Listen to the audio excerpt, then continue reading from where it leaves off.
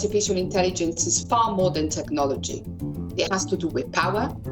It has to do with geopolitiks. You wouldn't take a car without having tested its brakes, or you wouldn't take a drug, a medicine, without knowing that particular medicine has undertaken due diligence before being put into the market. Artificial intelligence is reshaping our world at breakneck speed, promising unprecedented advances while raising profound ethical concerns. As nations and corporations race to harness AI's potential, who will ensure this powerful technology serves humanity's best interests? To explore this, I'm joined by Ivana Bartoletti, Vice President and Global Chief of Privacy and AI Governance Officer at Wipro, and author of the book called An Artificial Revolution on Power, Politics and AI. Ivana, thank you so much for joining us. You and I were participants at last month's AI Action Summit in Paris, a high-profile gathering of global leaders, CEOs, sector representatives, basically to figure out what to do with AI. How did you feel after this critical event, and how do you see its outcomes influencing the future of AI regulation? It was a really interesting summit because the focus was moved away from the previous focus, say, at Bletchley Park or in South Korea, the previous summit, which were more focused on security and safety, whereas the focus in this summit was really about adoption at scale, was really about Europe stepping up. Let us not forget that it was when both President Macron and the Commission, Ursula von der Leyen, announced big investment in artificial intelligence in Europe. It was a joint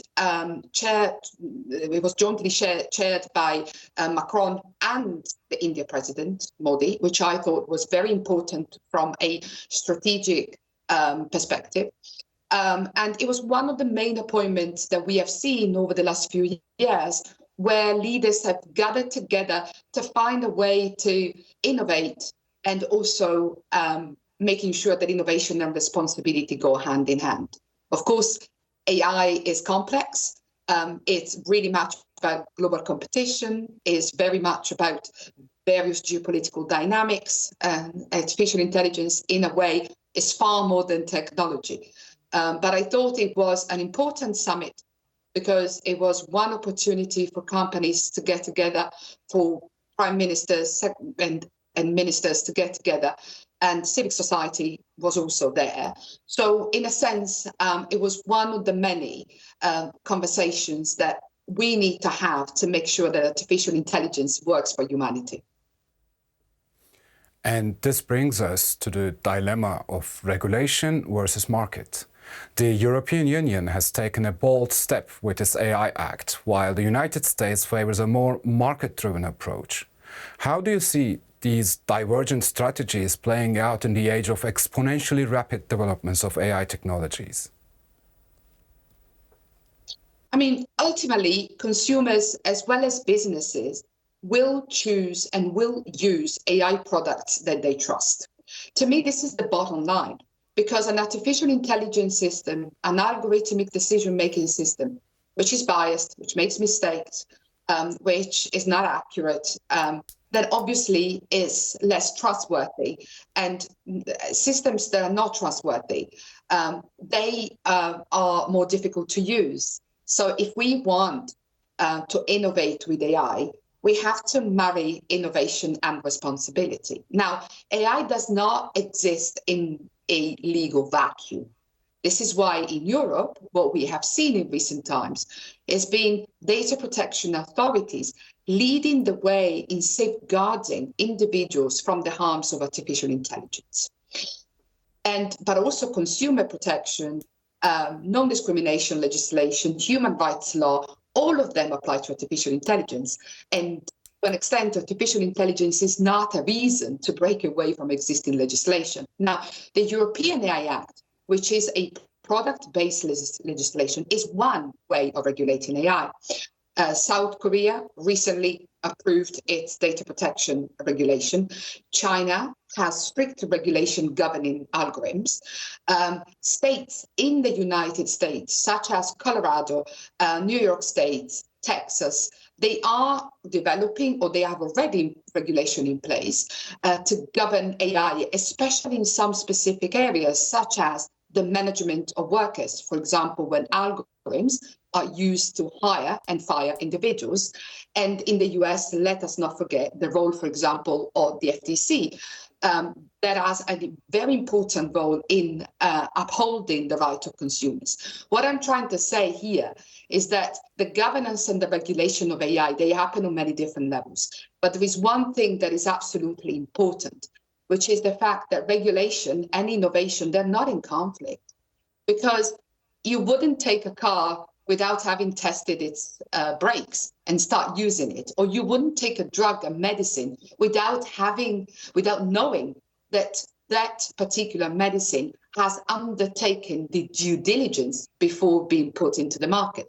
So all comes down, for me, to the idea of trust, the fact that, we need people, we need companies, if we want adoption at scale, which is what drives artificial intelligence use and development, we need people to trust this system. So however we want to put it, what determines this trust, this due diligence, is the challenge that every single country has to deal with.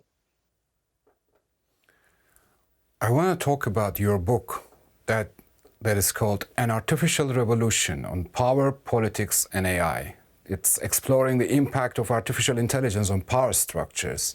Can you elaborate on how AI might exacerbate existing socioeconomic inequalities, and what concrete steps can policymakers and tech leaders take to prevent this?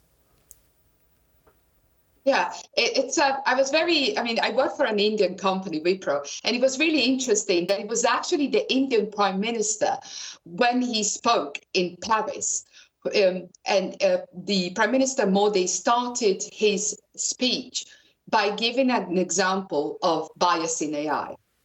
Bias in AI is when, for example, you train a system on existing data, and existing data is not neutral, represents society as it is.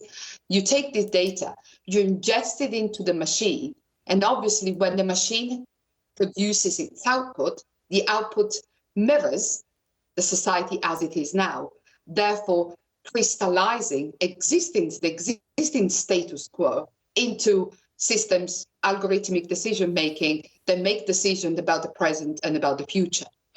It was interesting that Modi said it because artificial intelligence cannot benefit just the global north, nor can it replicate only the languages of the global north.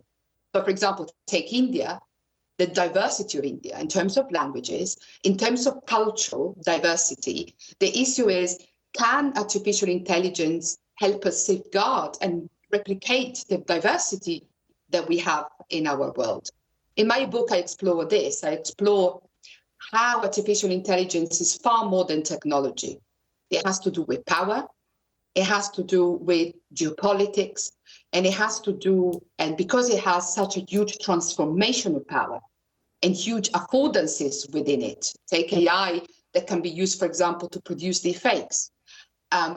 Because of this, it's really important to understand fully what artificial intelligence really is and the impact that it has, for example, on geopolitics. I wrote the book in 2021, and looking at the evolution of AI over the last few years, I think a lot of it came through.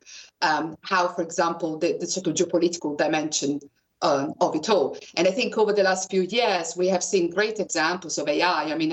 I am fully passionate about AI used in education, being able to support, for example, children with disabilities, be able to really tailor education to your own needs. And this is really important, or personalized medicine, or AI that can help with the most difficult and tasks of human beings in, for example, more dangerous areas. Nevertheless, we've also seen some dark sides of it. We've also seen algorithmic decision-making replicating existing inequalities. ingesting this bias into these machines and then translating them into outcomes that discriminate people on their gender and on their race. Think, for example, facial recognition system not being able to recognize women of color. So I think now, I mean, all these issues have become very relevant, and AI governance has become an important part of business's life. And there is no business right now that is not working on or doesn't have a governance structure, that is not working in embedding legal protection, privacy, security, and human dignity into the systems. But obviously, it's a journey that we're all on, policymakers as well as business and civic society. Finally, I want to talk a bit about the concept of algorithmic governance. The rise of algorithmic governance raises concerns, as you mentioned, about data privacy, individual freedoms, and many other things, you name it. Do you think it is possible to strike a balance between leveraging AI for societal benefits and protecting personal liberties in an era of pervasive data collection and analysis? Yeah, I mean, we live in a world where personal data is a source of power. Personal data is collected at many different points of our life, almost every day, whether it's paying with our cards, whether it's browsing the internet. And until a while back, we would go from a room to room, leaving our scent, and now we leave a digital footprint, whatever we're doing. So, source of power. This is what I'm talking about. Data is power. And a lot of people say data is the new oil, which I find quite misleading. Because oil, once you've used it, you've used it. Data, you use it once and you continue to use it again. So because of this data being source of power, this power is often imbalanced. Because what happens is that there is an imbalance of power and asymmetry of power between the people, citizens, users, consumers, and wider actors in the web, obviously, in the digital ecosystem.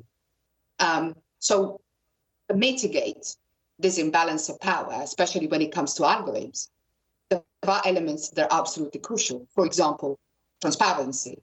I need to know when I'm talking to a machine and not a human. Language is important.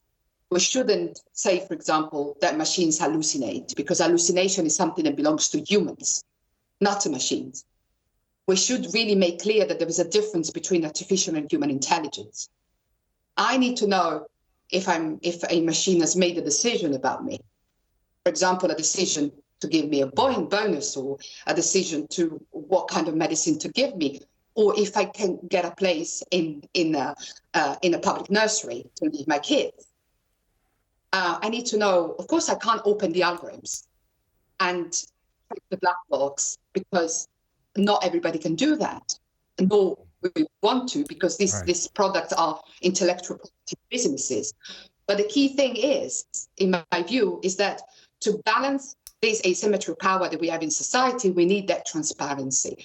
We need that clarity, that one thing is artificial intelligence, one thing is a decision made by a machine, and people need to be put in a condition to know that and to be able to challenge those decisions.